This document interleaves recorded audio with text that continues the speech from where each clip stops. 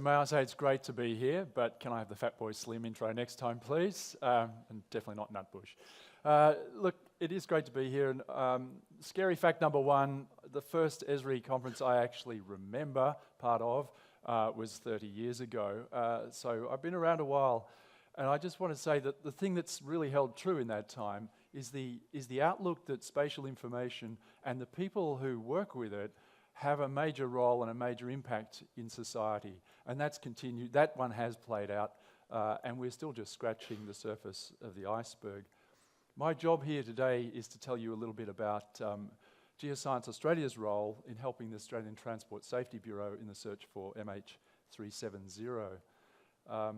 This is a story that starts with tragedy. We lost 239 people in 2014. When this aircraft went missing, my current then CEO, Dr. Chris Pygram, picked up the phone to the head of the Transport Safety Bureau and said, "This looks a bit tricky, we know a bit about boats, do you want some help?" And the response was a fairly emphatic yes. And that led to a 3-year relationship between GA and an exemplary public service organisation, the ATSB. The work we did to support this was pretty diverse. 100 or more people within GA were involved. I had the honour for some of it to happen in my branch, a fair bit of it, but I didn't do the work. The name I would mention is Megan McCabe, who is our key GIS person in this role. It went from contractual support, how do you contract a major ship to do this work? What are the technical specifications you put around the work packages, quality assurance and quality control of the data coming in, interpretation of the data, about what features are being seen, managing the data, advising the ATSB, providing logistic information for the way in which the ships were deployed, visualization, helping to communicate with the media, even reinterpretation of satellite imagery to see if we could actually see debris in it. So all those things had to happen. They happened in 2 phases. The search was basically in 2 phases. Phase 1 was mapping the sea floor with sufficient detail that you could actually operate in it. And phase 2 was only possible after phase 1, which was to send down underwater towed vehicles which would scan the ocean floor, close to the ocean floor, looking for debris. So going back a step, the aircraft took off at 12:40 in the morning. It flew for an hour on course, and then it made an unscheduled U-turn. Stopped listening to the ground control, and then was trackable by radar through to the Straits of Malacca, after which it disappeared. So from this point on, there's no data that put an XY coordinate on the aircraft. But the aircraft had Rolls-Royce engines on it, and every hour those engines send a ping, a health check, to the Inmarsat satellite capabilities.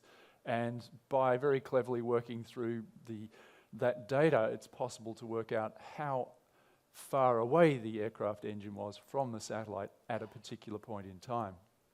And so there were 6 pings, and there was a 7th ping, and that was the last one the engine gave. And so that gave rise to something called the 7th arc, which is this line here, the blue line, which is the location at which the engine was, and therefore the aircraft, at the time it ceased operating and presumably hit the ocean.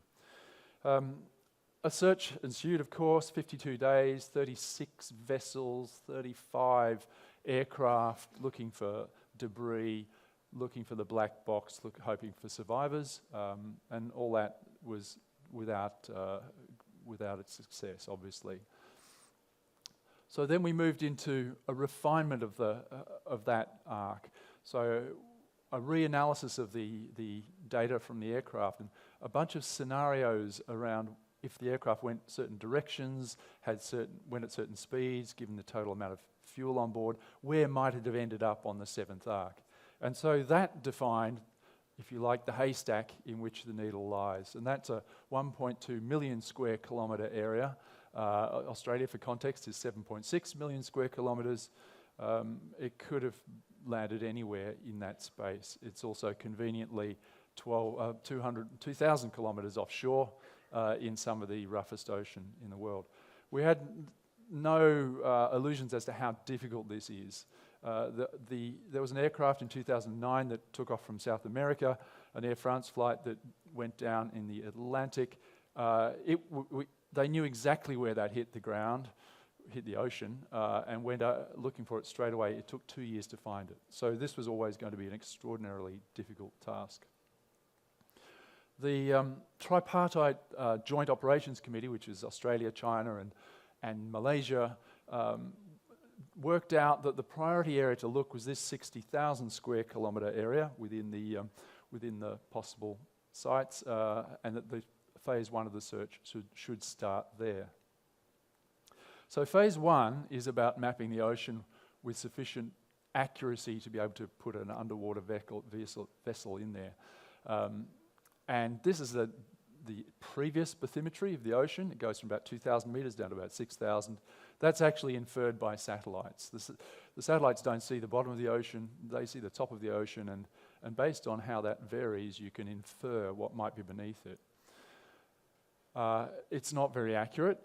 So phase one was running ships across all this area that used multi-beam sonar to map the bottom in higher resolution. So we come up with about 100 times as much detail.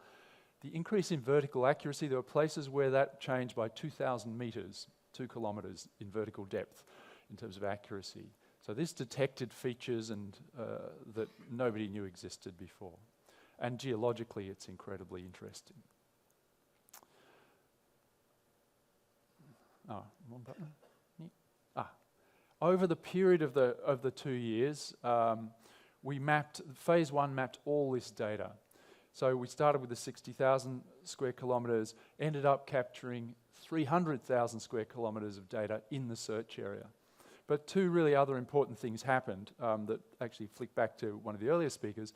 On day one, when we were contacted to be involved, we said to the Transport Safety Bureau, we'd love to help, but as a government science agency, we use open data. For it to make sense for us to be involved in this, we want the data at the end of the day to be free and open so that we can use it for science and share it with others, and it can have secondary value to fishers and others.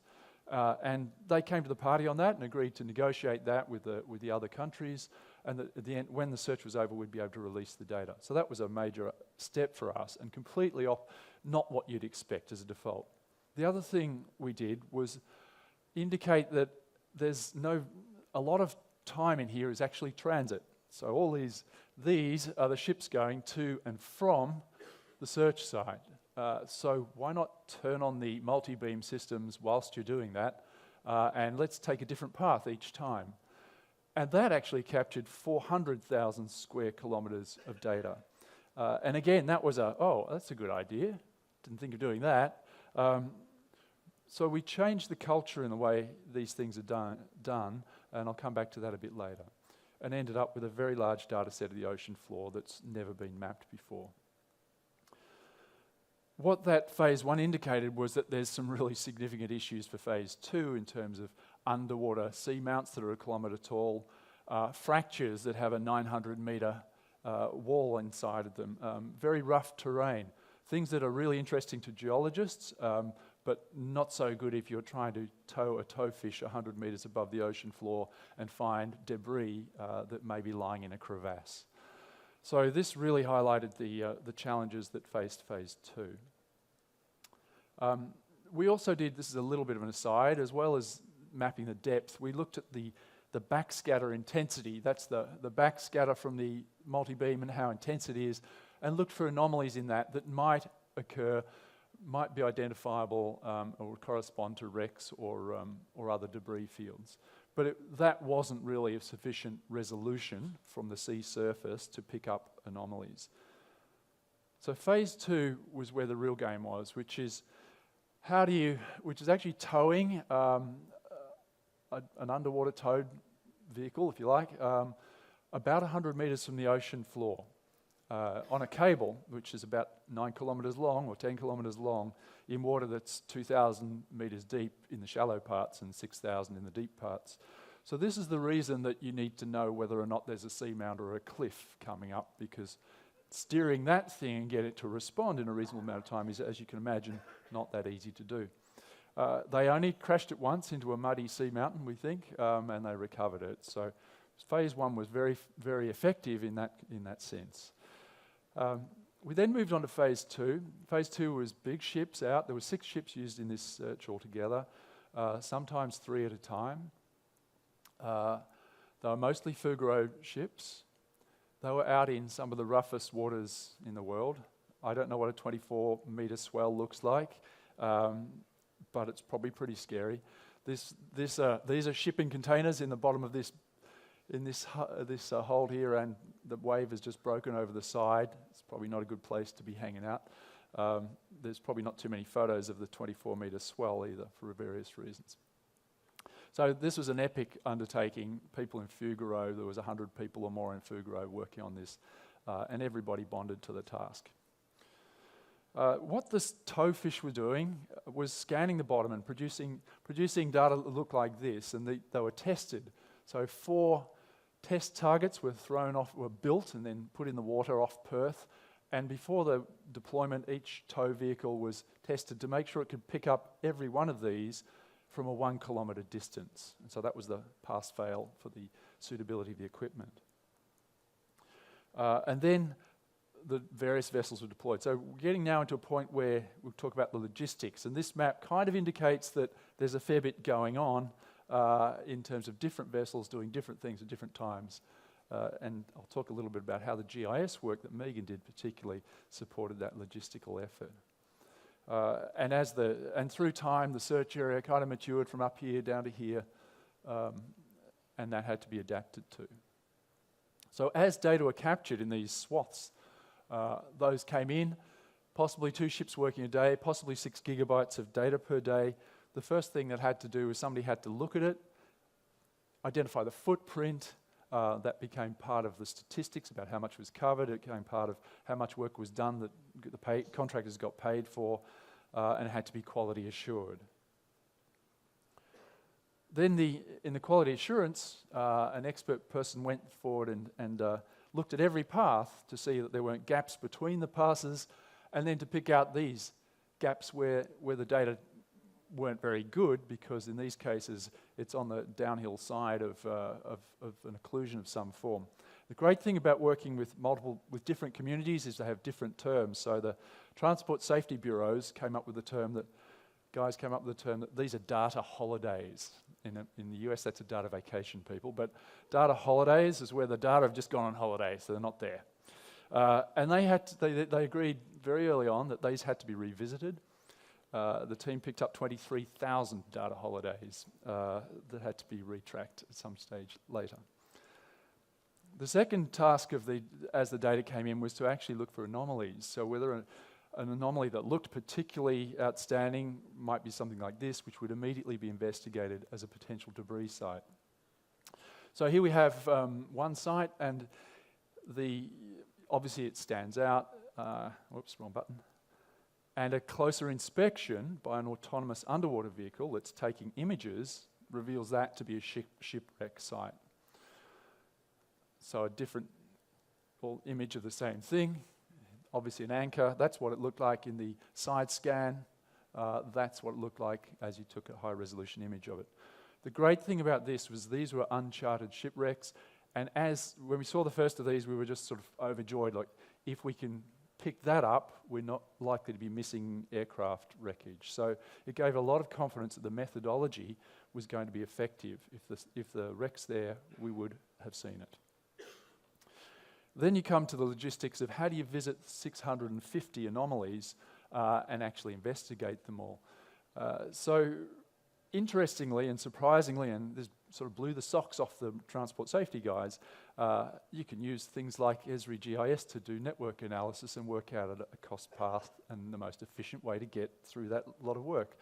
And so Megan did this stuff, and this saved millions of dollars. One estimate is it made some of the search 60% more effective, and all that effort then gets fed back into searching more thoroughly, obviously. So that's for the actual ship moving from the, northeast down to the southwest.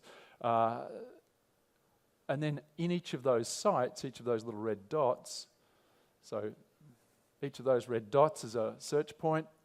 Go to one of those, then you deploy the autonomous underwater vehicle. that's going to go down take images. So the white path here is that thing tracking through its optimal path, and the little green bars are it stopping and doing a mission. I'm going to take a photograph of these areas.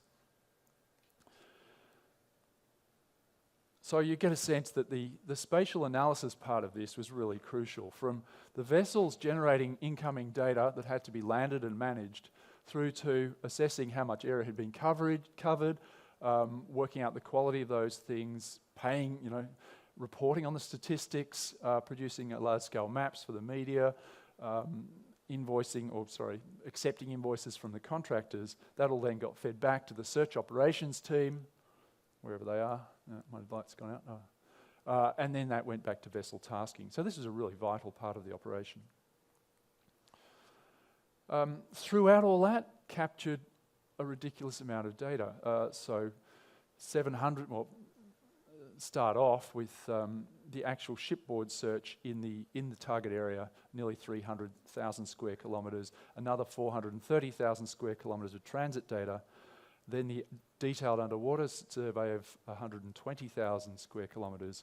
And then after the official search, this company, Ocean Infinity, came in and said, we'll test out some new equipment, and they actually did a high-resolution survey for the remaining area, which is that part there, on a no-find, no-fee basis. But they got to demonstrate their technology. And they then, I'll come back to that in a moment actually, but they've contributed that data to the international community. So a lot of data got captured, even though the plane wasn't ultimately found. Our final job, which we said we would do in July this year, and we were panicked because we had the Special Achievement Award coming up, and I wanted to know it was actually going to be delivered by the time that happened, was to deliver the data. So we've got over 100 terabytes of high-resolution data, and I think 20 terabytes of low-resolution data from phase 1 that had to be delivered. So we took on the task of doing that. We put it all on the National Computing Infrastructure, which is at ANU, and it is all fully available. So the way it works looks something like this. Here's a nice kind of overview video. And this is flying in from the southwest over the fracture zones and through Broken Ridge, which is all about how continents form, incidentally. And then if you go to this site called Oz Seabed, you can actually find the data, and this is how the tools work.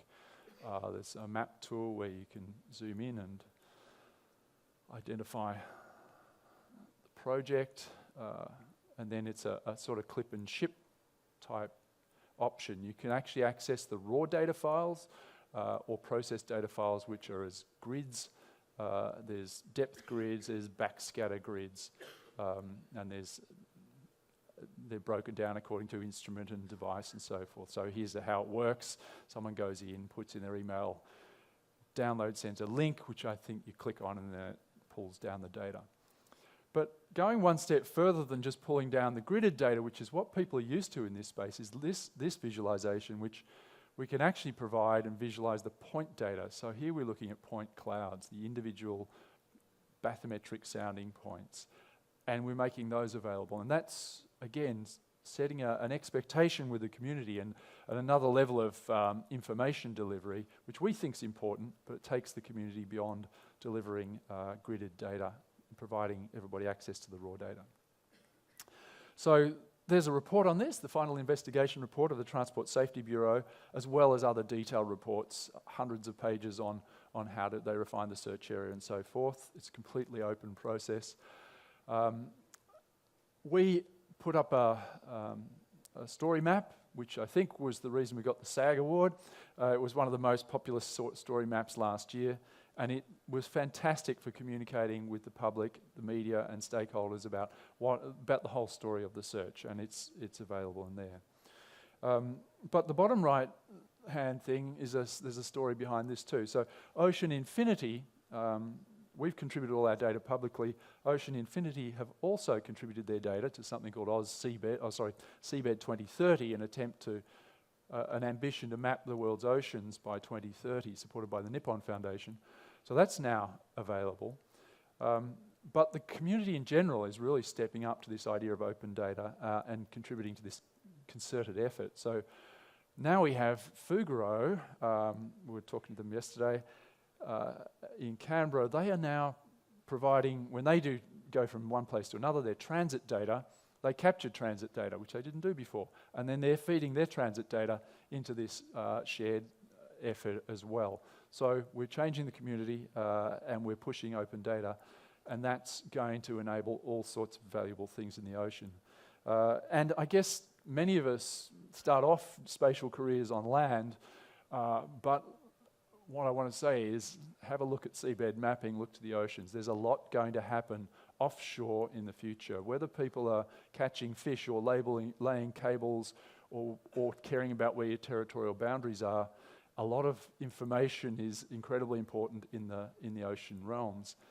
And whilst there may be many marine disciplines, marine biologists, oceanographers, etc., everything they do, what they're quietly not telling you, is incredibly impacted and determined by the seabed.